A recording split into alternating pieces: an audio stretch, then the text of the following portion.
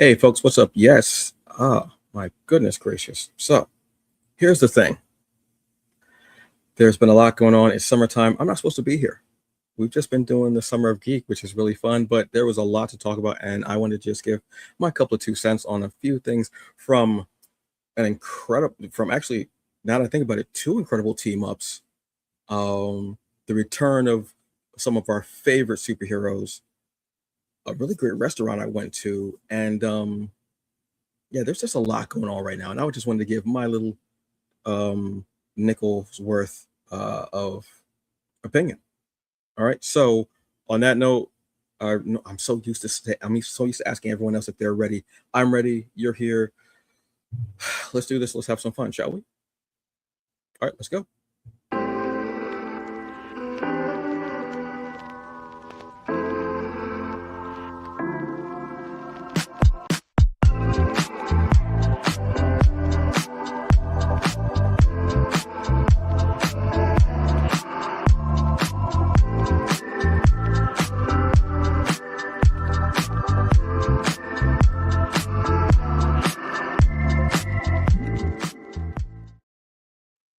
Hello, everyone, and welcome to the Hungry Bleak Show. I am Anthony Morris, aka the Hungry Bleak, the hungriest man in the room.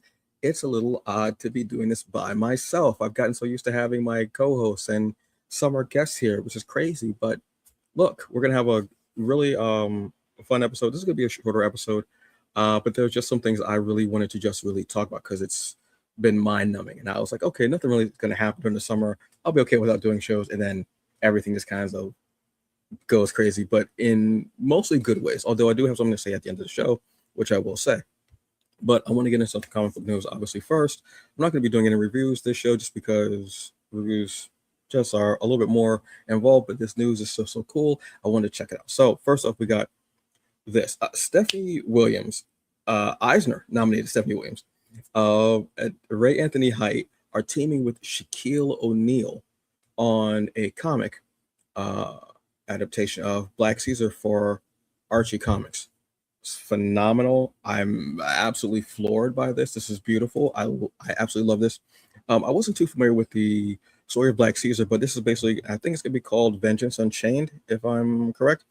And it's going to follow Black Caesar from being a king to being a slave to being a pirate. Yes. Sign me up. Yes. You already had me with the names involved. Honestly, they could have been doing a comic about anything, truthfully, and I would have been on board. With Stephanie writing, Ray Anthony on art, absolutely. And then I'm wondering how Shaq is going to factor into this. I'm very curious to see how this triumvirate, this triangle of blackness will be coming together. I'm excited to see this. I'm excited to read it. I will be reaching out with my small, well moisturized hands to type out requests for interviews from them because I'm excited about this. Uh, I love the idea of a character having this incredible journey from being a king to then being a slave to then looking for freedom and finding freedom as a pirate. Yes, absolutely. I know that on social media, um, uh, Stephanie Williams and Ray Anthony Height were kind of teasing, "Hey, if we were to do a project, what would you want us to do together?" And there were everybody was throwing everything out. Honestly, they could have been doing a comic about the early years of rock from Fox's Rock show with a Charles S. Dutton. They could have been doing that as a comic, and I'd have been like, "Yeah, bet I'm in. I'm in. I'm totally in." This is something huge. I will be discussing Stephanie Williams at the end of the show um, for a reason because there have been a lot of things that have been happening. But I'm excited for this. Congratulations for this project. I am so ready for this. Please give it to me. I need to read this. I need to put the hard copy edition on my coffee table now. Please and thank you. This will be awesome. So yeah, there's that news, which is awesome. Congratulations again. And then we have this. Okay, so stop me if you've heard this already. Um, and there came a day unlike any other when Earth's mightiest heroes found themselves united against a common threat. On that day, they became the Ink Alliance. Oh, you thought I was gonna say those other guys, right? No, this is something a bit different, but just as meaningful. So the Ink Alliance, these are the 10 black-owned indie comic book shops in America, and there are only 10, which is surprising to me. I thought there were more. But as of present day, there are 10. I don't know if there were more before pandemic, because I know I spoke to some before the pandemic or even in the midst of the pandemic, unfortunately, and they were closed. But this is incredible. They're getting together to, like I said, form this alliance, where they're going to be doing like exclusive comics, like exclusive variants. You know how different stores will have different variants. Like they'll have a variant for Captain America, yada yada yada, or they'll have one for, um, Spider-Man, whatever, yada yada yada. Well, they have one from Stanford Green. You know Stanford Green, um, one of the best and most acclaimed artists out there. Absolutely love him. You know his work, most recently and hugely, from Bitter Root. I need to reread that. It's summertime and it's hot, so I need to reread Bitter Root. But they're going to have an exclusive variant that is going to be for Teen Titans. New Titans, excuse me, New Titans, uh, which is going to feature which is going to have Cyborg and Static. I'm absolutely loving it. So they're going to have a limit of 1,000 of them, for this. I think this is really incredible to have something like this for our shop owners to begin with is incredible. And pooling together their resources, their knowledge, their connections, everything that they have, their powers, their abilities, to have a situation like this is very groundbreaking, because this is only the beginning. This is only something that is recently been coming to our eyes. And I want to see more of what's going to happen here. This is a groundbreaking event. This is an event that it should be like watermarked, or should be noted in history, truthfully, because this is a like I said, groundbreaking event. This is a what they call in Doctor Who, a fixed point in time, which cannot be changed. This is just the beginning for this. I was actually contacted by Tony K, excuse me, Tony Cade, from Challenges and Games, uh, about coming on, because he just see my post. He was like, "Oh, you know what? Would you like me to come on?" And I want to give a full hour to the Ink Alliance. I think a special and being able to speak in depth about this event, like I said, this groundbreaking event, is something that needs to happen. I don't want to give you a few minutes. I need this needs to have an hour. So, in the very very near future, I'm going to be contacting and having whoever I can have on, if I can have all at once or at a time, what have you. But I need, to really get in depth and speak on this, because this is a very important event. And the stores that we have that are a part of this collective for the founding members are Acme Comics, excuse me, Blurred Underground Comics and Collectibles, Challenges Games and Comics, Cuts and Comics, Eastgate Comics, Gulf Coast Cosmos Comics. Absolutely. We've had Byron and Tony on a couple of times. Offbeat and the Comic Den and Third Coast Comics and Windu Comics and Collectibles. I think this is incredible to have this illustrious crew together. This is the type of collaboration, the type of important thing that we need to see more of. Having these beautiful events where we're not waiting, we're not just letting see what happened, creating opportunities for Black indie comics creators, Black comic creators, Black comic book fans, is very important. The days of us kind of waiting for things are over. We're just, oh, let's see what happens. No, just starting to get together. And I love the fact that it's the shop owners on that level are saying, this is how about we get together and we do this? I want to know how it came together. I want to know how long they've been planning this. I want to know a lot. So I know that they had I want to say a summit. I don't know why I'm doing this with my hands, but I want to see how this came about and what the future holds for this. Because I'm thinking 5 years into the future. and the Comics Alliance. I'm thinking something like Justice League Unlimited. They grow and there are more people maybe opening up stores, just new venues. Again, creating opportunities in our spaces. I think it's such a beautiful thing, and this is very important. So, yeah, I'm all about this type of energy. This type. I mean, look, I'm a guy who one day decided I wanted to do something, and started speaking. And whether one person hears me, whether 1,000 people hear me, whether whatever, you have to start somewhere. And anywhere, well, actually, I shouldn't say that, but starting somewhere is better than not starting at all. So this is very important. And like I said, this exclusive is, I want this on the t-shirt. Can we get a plan for this on the t-shirt? Can I possibly get this?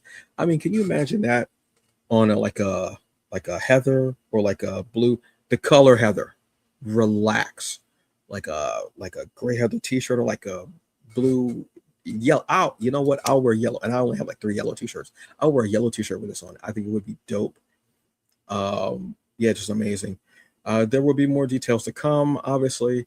The only thing with something like this is that, and this is the beginning, folks, so you have to be patient with them, but this is, everything starts somewhere. So the release schedule for this is August 19th, 2026. Obviously, it's going to be available in store at participating Ink Alliance retailers. Now, on August 23rd, any remaining copies will be available for purchase online through participating stores. So what that means is, first first grabs are going to go to people who are actually able to go into, who pre-order and are able to get it in store, actually in person in store, which I totally understand.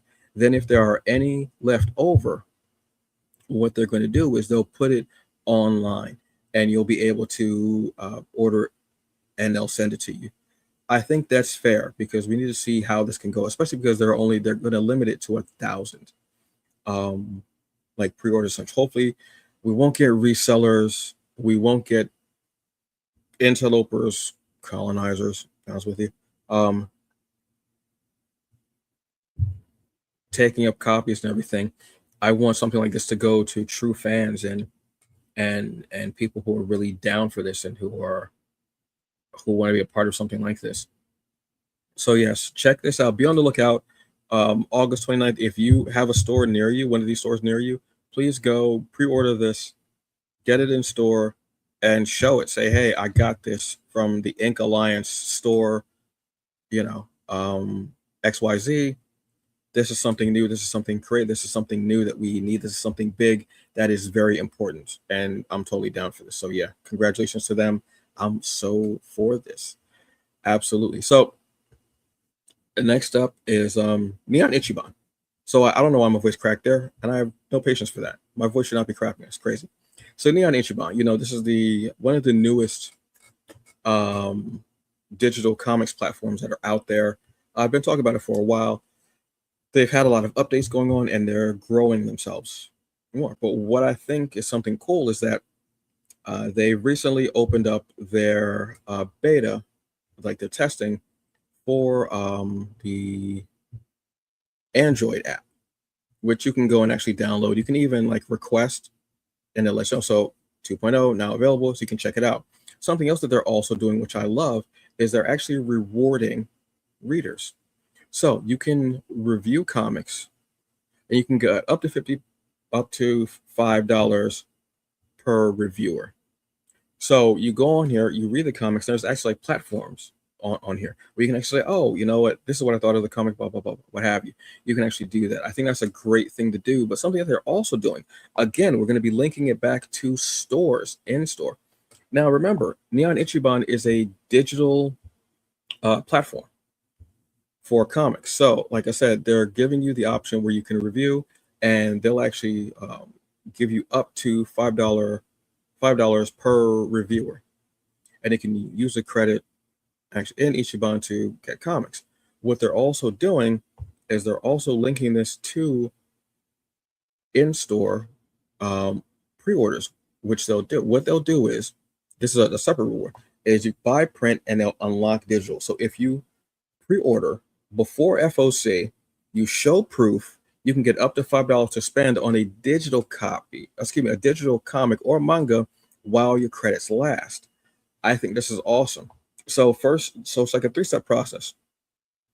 One is you pre-order and prove it, and you tell them what you pre-ordered, which shop, and upload proof before FOC. Then you pick it up in person, on release. Uh, Snap a photo if your book inside, oh excuse me, of the book inside the shop, and they verify the location and all, and then you spend it on digital. So you get that credit, and then you spend it on a digital comic. This this is something that I've been wanting for the longest, or some type of process of it. What I've wanted is actually, when you have a print copy, is if you're able to scan the barcode and you can actually get the digital on a platform. I understand that doesn't really do anything as far as being towards them. But this is incredible because it's telling you, hey, go into stores. We're a digital platform, but we still want you to go into the actual brick and mortar comic book shops. This is important. This is beautiful. This is just yes. I'm absolutely for this. One hand washing the other, because it's all comics. We're all readers, and even though I read mostly digital, I have a lot of print comics. And I'm gonna buy more print comics now because I want to get more hardcovers. I want to have more of them on my coffee table, but I also just want the print media. My eyes, unfortunately, are adapted more to digital, and I don't like messing up the books. But I think this is a beautiful thing to be able to do, and this would actually make me go and purchase more books in store, which I already do. I actually have an order that's going to be coming from Anyone Comics probably next week or so, of 2 variants for Bishop #1. I love this premise. I want to see how this works out. And this is only for a limited time. I think they're trying this out as like a beta test, see how this works out. But I think this is an incredible thing to do as well. Like I said, you pre-order it, you prove it, you pick it up in person, you prove it, and then you spend it, and then you're able to spend the credits that you get on a digital comic. This is beautiful because you can either buy the same comic, you can buy a different comic. It's whatever you want to do. You can buy a comic that's not able to find right now because it's older print and Neon has it, or so. This is a beautiful balance. I think this is something that is just very much needed and very important to do. So congratulations, Neon. Uh, yeah, I'm on board with this. I just want the app to start to progress a bit more, and because I want to use the app. I have a $5 credit on there already, but between doing little reviews, which I've read so many damn comics, doing little reviews, and also pre-ordering comics and picking them up on release in the store is beautiful.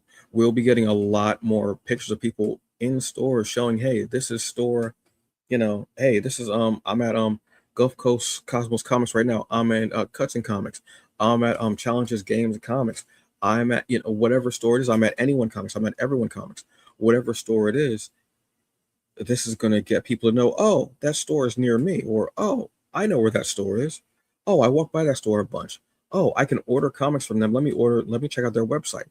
This will not only bring a lot of attention to the comics and to the stores, but it can make a lot more opportunities now for stores, and maybe even Neon Ichiban working with stores formally, and again,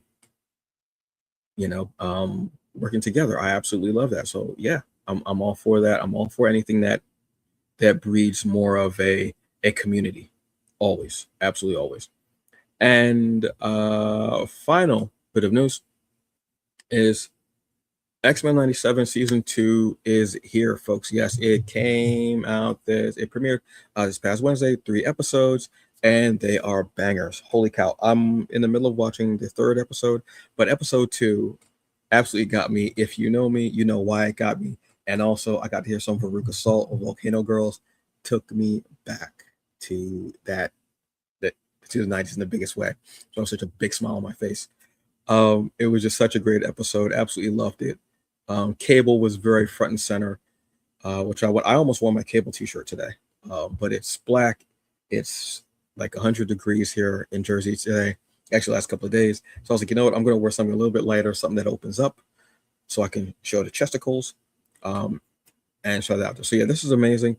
We've been waiting for the season 2 for about 2 years now, and it has not disappointed.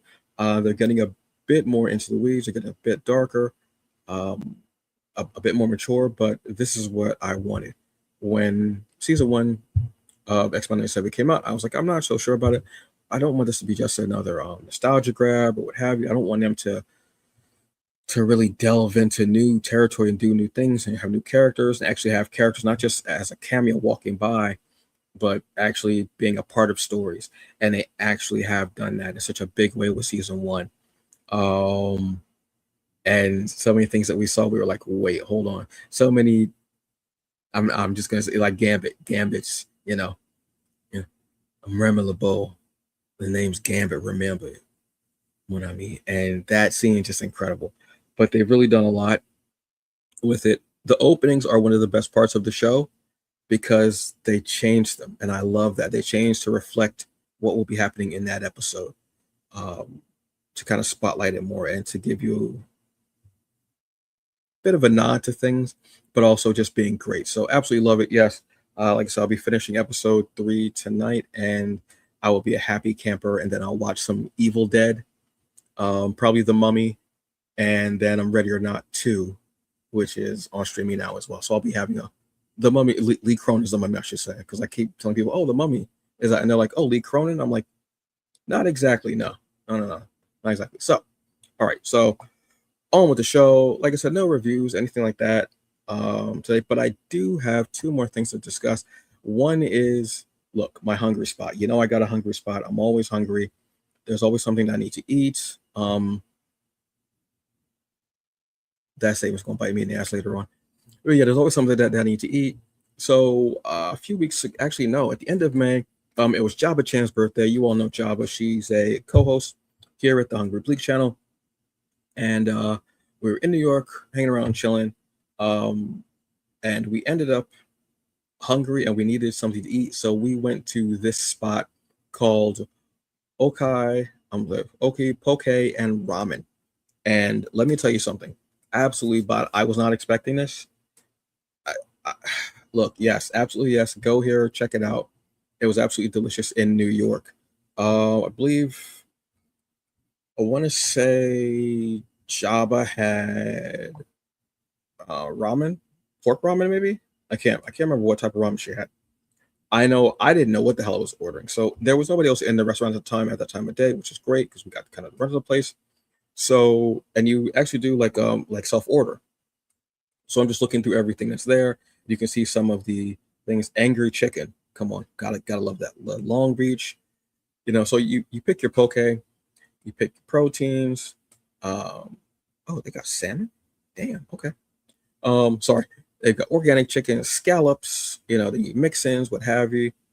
I know I got. I'm trying to think of what I got. I just know that what I got was absolutely dastardly, and I was so mad at what I got because it was so damn good. I know mine was a rice bowl. I got it was chicken, rice. What else was in there? When I say I had pickled ginger, I want to say chicken and there were potatoes, which I wasn't expecting the potatoes. It was heavy, but it was so filling and so good and so delicious. I recommend this place. I want to go again as soon as possible. They also have appetizers, obviously. They have crispy calamari, edamame, which was actually in there as well because I like edamame. I think I said it wrong the second time. I don't know. Doesn't matter. But they have like they have appetizers like that. They also have drinks, obviously, because you need something to drink. And it was just something so good, so filling, so amazing. This is all the ramen bowls that they have, which looked absolutely delicious. I was just a huge fan, absolutely. I think I ended up leaving and I ended up getting some wings too, because I needed to order wings, obviously. Well, the wings were actually for my mother. I got wings. She said, "Oh, can you just bring me some wings?" I said, "Yeah, definitely." And I was looking through the menu. I said, "Oh, they have wings." I said, "One-stop shopping. That's what I love." So when I was able to order some wings for her, came home, and that was it. It was a wrap. So yeah, I definitely recommend, if you're in the city and you're on Lexington, go and check this place out. There's also I want to say there's a boba tea place next to it. I remember my cousin Joy Infinity. Some of you may remember her. She's a former co-host of TBA News. She's a streamer, um, a purveyor of plants and fine football jerseys, soccer, but football. Let's be honest, because they're using their feet more than actually American football is. Stop. She got there, and I remember seeing this place and going, "Oh yeah, there's a poke ramen place here. Okay, cool.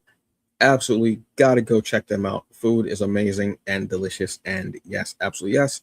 So please go and check out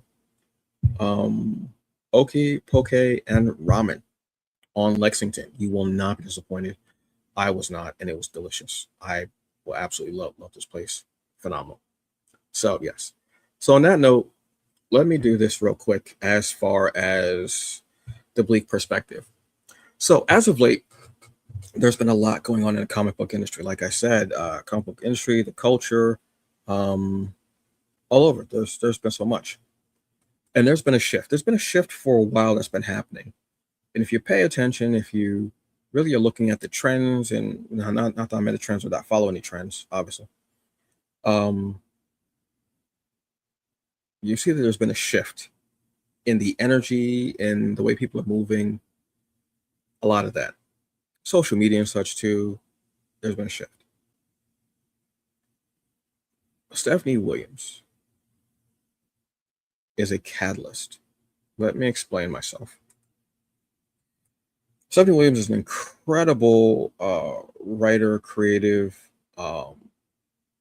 Eisner nominated, groundbreaking history making nominee.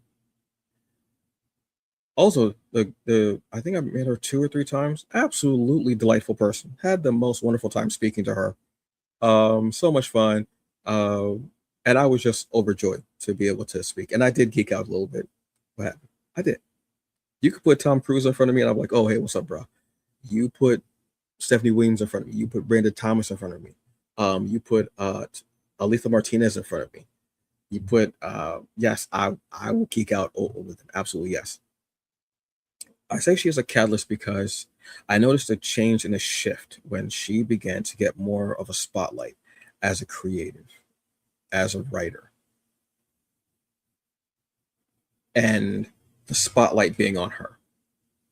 Now, unfortunately, too many times in entertainment, when there is a black person who is getting a lot of spotlight, they're used to as that it person in whatever realm of entertainment it is, in whatever medium. We know this happens in Hollywood. They're that it person. You know, you have like that one black actor who's that it person. Excuse me, something in my eye. Then you have that one black actress who's the it person. You know, and we've had that. So I think in a way they were kind of trying to do that with Stephanie. But what she did with the spotlight that was on her is she began pulling people into that spotlight. And the spotlight got wider. And you were seeing other people and other people's names. Something else I think she also did also is that she, in bringing people into that light, she was able to still do her thing and still be the absolute dynamo that she is. But then there were other people who I think gained confidence and said, she's one of my favorite writers and I love her work and she's amazing and she's doing it. I need to do it. And they started speaking up and being a bit louder and speaking more and showing off more their work and what they're doing and the mediums that they're doing. And I love that. I love seeing black female and female presenting creatives in indie comics making their voice louder, more pronounced, being out there more and being seen more. I absolutely love that. I dig that. I vibe on it. It's maybe I'm sitting here like, okay, and I'm like, okay, so I gotta buy that comic. Cool. I gotta buy this comic. Okay, cool. I love that, and I think she was a catalyst for that change. I'm not saying she's got everything on her back. I'm not throwing strong black woman at her at all. No, I'm not doing that at all. I'm not putting everything on her back. No. But I think her aura, her talent, her skill, her drive, her dedication, her being unabashedly her, unapologetically, is incredible, and it's empowered others to do that. Now, the downside with this is that too many in black geek media spaces only know uh, one black female or female presenting uh, creative in black comic space, so they just keep saying the same name and being too lazy to actually go and look at other comics with other black women or female presenting people who are the hands on the pages. That's a problem. That is a problem. And it should not be just, oh, we only know this one person name. No, go out there. There are a plethora, a gaggle, a bunch, a whole lot of, I don't know what other words that I use, but there are so many in these spaces that are doing it. Either they've been in the game for a minute, or we're starting to see them come up now.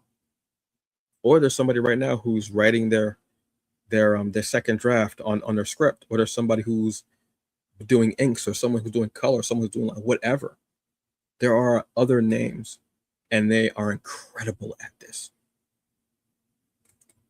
And I think that you need to do that. What you also need to do is to stop just looking at the same shows that you do with dude bros shape, and look at more black geek culture comic media outlets that are put on by black women and black female presenting people, because they are talking about those creators that you don't know their names. You need to go check them out. And then when you do that, you'll also know other people in those spaces who are talking about it. And you'll hear about things that you're not talking about, that you're not even looking for. That's the point, is to broaden your horizons. There's so many different creators, so many different genres, so many different companies out here that is beautiful. And whenever I find something new, I'm like, okay, cool. What's this what's this about? If it's not a comic that's not for me, that's cool, but I'm still going to share it. I'm still going to repost it. I'm still going to put it out there, because there are how many other people out there who are willing to read it, because that's their thing, that's their vibe, that's their jam. You look at something like the Zelda Awards, which again, groundbreaking. I'm not a big awards show person, just not. I'm not. But the Zelda mattered because it was for women, for female presenting. It was for them. And I watched it and I was like, okay, cool. And I watched it so I could support Carla Madrano, who's an incredible person, dope writer, and who is finding a niche for herself and also creating more niches as she's going along, carving her own path. And seeing names that I don't know. So now when I see that name, I can go, oh, that person does this, this, and this. I saw them on the Zelda Wars. Bet, let me check out this comic. Because it was a necessary show. It was a beautiful thing. We as Black people in Black geek spaces need to open, particularly men, y'all need to. Sometimes you'll only say the names that'll get you the likes, the shares, the subscribes, and that makes you lazy, and you don't go look for other names. You don't go researching other comics. You don't go looking for other things that are out there. Or, like I say, you only go looking at the women who you find attractive or who you can profit from in some shape or way. If you have that big of a platform, you should be looking to enrich the culture and uplift the community.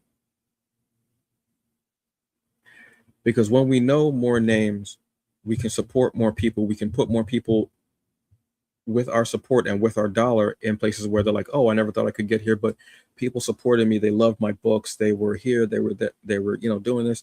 And now I'm doing this comic and I'm doing this and I'm creating this and what have you. A rising tide raises all ships. Because when you have things where people don't pay attention and they're lazy about it, you get the disrespect that Stephanie Williams got. Stephanie Williams, again, incredible writer, but they disrespected her in a post on the Griot, I want to say, where it looks like they used an AI picture, and it was not Eisner nominee Stephanie Williams. It wasn't. That's disrespectful on many levels. This is what we have to stop doing. Am I perfect? Absolutely not. Will I say things that are dumb? Absolutely. Will I take accountability? Absolutely. And I'm also willing to learn, and I want to learn. So I know Carla Madrana. Okay. M. Shia Dash. All right. Micheline Hess, Regina Sawyer. Excuse me. Aletha Martinez. That's just a few. That's just like a handful of names right there. There are so many that I implore you, go and check out the work. There's so many incredible books out there by people who you may not know their names. And you read, and here's the thing, when you read that comic and everything, show the book off, post the book. Don't do a whole big thing. Just post the book. Say, hey, check out this book. It's awesome. What have you. Don't have your big face on there covering up the book. No. Spotlight and showcase the book, not your face up there. Not everything has to be about your ego or your face. Just post the book and say, hey, this book is dope. I checked it out. Love it. Thank you very much to X, Y, and Z for putting this book out. And then you put the person's name. You put the publisher that's out there for support, whatever it is. It's support. That's what we're supposed to do. This is what you're supposed to do when you have that big of a following. I admit I'm a small person. I'm 5'5", but I mean a small like little bubble here in my thing in my channel, trying to create something more. But we have to be better, and we have to support the same way that you want everyone to support your book or your show or what have you. You have to show support to others, and just not people, like I said, that you profit from or that you're attracted to. That shit is done. It's over. That shit doesn't fly. We have to do better in the community.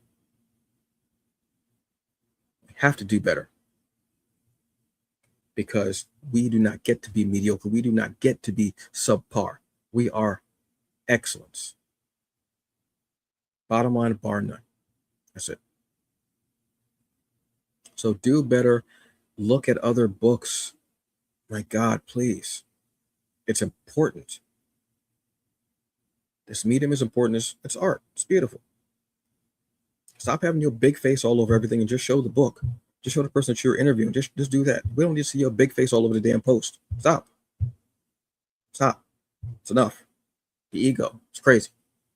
Anyway, I'm going to get off my soapbox. Go back down to being 5'5".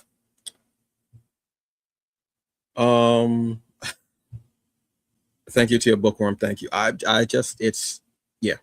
It's just enough.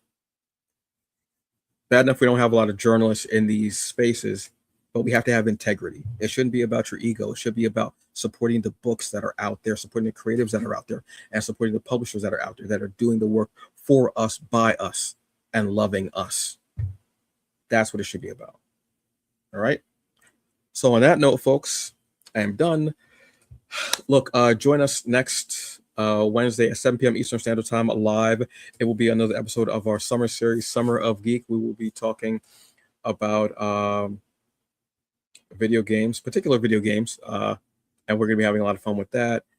Then we're going to have some more shows coming up. Don't know if we're going to be having any guests for the shows yet. I'm going to go through my Rolodex. I actually have an old Rolodex where I just flip through it and looking for names, and we'll go from there. All right. Actually don't have an old Rolex, but I'll be looking for people. What I have now, I had on the show because I've loved having fun with these people and talking to them, and it's just been awesome. All right. So you'll have a very good evening. Enjoy the rest of it. It's hot out there. Please be safe. Drink water. Take your vitamins and take your meds, whether it's for a physical, mental, or emotional ailment. I want you to be the best you that you can be. Be safe because it's hot out here, and I don't want anyone, getting sick or what have you, and having to go to the hospital emergencies. Also, if you did not wish me a happy Juneteenth, do not wish me a happy 4th of July. That shit don't fly. Nope. Because my ass still would have been in the fields while I was lighting firecrackers. Right? I will see you next week, folks. Have a good evening and be safe, all right?